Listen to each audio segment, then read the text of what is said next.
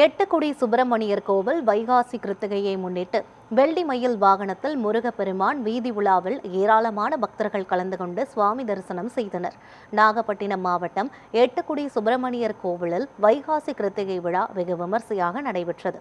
இதில் மூலவரான சுப்பிரமணிய சுவாமிக்கு பன்னீர், பஞ்சாமிர்தம், இளநீர் உள்ளிட்ட 14 வகை திரவியங்களால் சிறப்பு அபிஷேகம் செய்யப்பட்டு விபூதி காப்பு அலங்காரம் மற்றும் மகா தீபாராதனை நடத்தப்பட்டன.